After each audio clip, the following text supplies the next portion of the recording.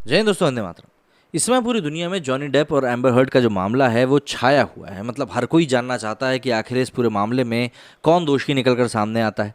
क्योंकि जिस तरीके से ये मामला आगे बढ़ा है, शुरुआत में तो सभी लोगों ने जॉनी डेप को ही माना था कि भाई इन्होंने ही कुछ ना कुछ गलत किया है।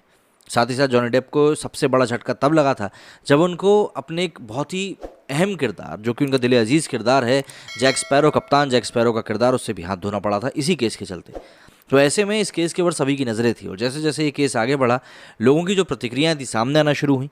और साथ ही साथ जिस तरह का बिहेवियर एम्बर हर्ड ने इनसाइड द कोर्ट किया, उसने भी कई हद तक लोगों को ये समझने को मजबूर कर दिया कि भाई किस तरीके से यहाँ पर पासा तो उल्टा ही है।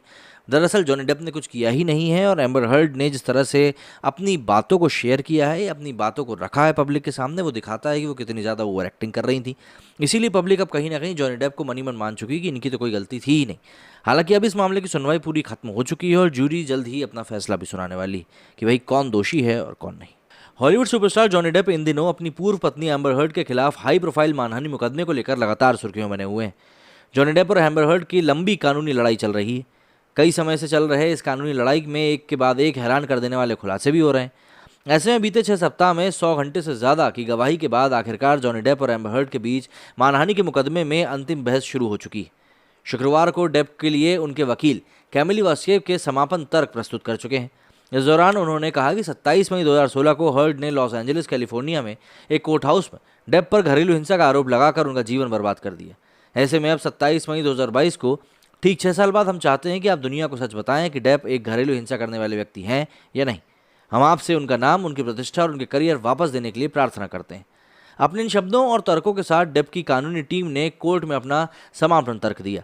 वहीं हर्ड की टीम द्वारा अपनी अंतिम दलील पेश करने से पहले एक छोटा सा ब्रेक लिया गया। ब्रेक खत्म होने के बाद मामले में सुनवाई एक बार फिर शुरू हो गई। वहीं एम्बर हर्ड की तरफ से वकील बेन रॉटनबॉर्न समापन तर्क पेश कर रहे हैं। इस दौरान उन्होंने अपना तर्क देते हुए रॉटनबॉर्न ने कहा कि हम सज्जनों से पूछते हैं कि आप डेप को उनके कार्यों के लिए जिम्मेदार ठहराते हैं? हर जगह घरेलू दुर्व्यवहार के शिकार लोगों के लिए खड़े हों, बोलने की इंडिपेंडेंस के लिए खड़े हों।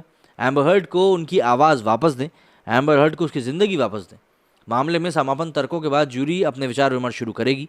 इससे पहले जज पेनी अजकार्टे ने समापन तर्क शुरू करने से पहले थोड़ा बहुत डिस्कशन के लिए जूरी सदस्यों को निर्देश दिए थे। अजकार्ट ने कहा कि जूरी सदस्यों को सलाह दी है कि आपका फैसला किसी भी तरह से सहानुभूति, पूर्वाग्रह, अनुमान या अटकलों पर आधारित नहीं होना चाहिए।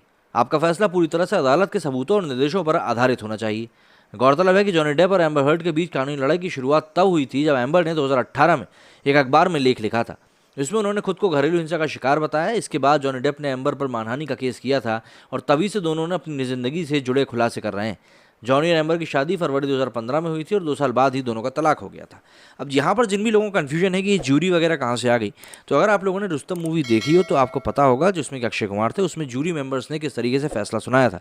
ऐसा ही विदेशों में आज भी कई कोर्ट्स में होता है जहाँ पर कि दोनों ही पक्षों की सुनवाई की जाती है और जूरी मेंबर्स को बताया जाता है और उसके बाद वो लोग फैसला करते हैं कि क्या सही है और क्या नहीं।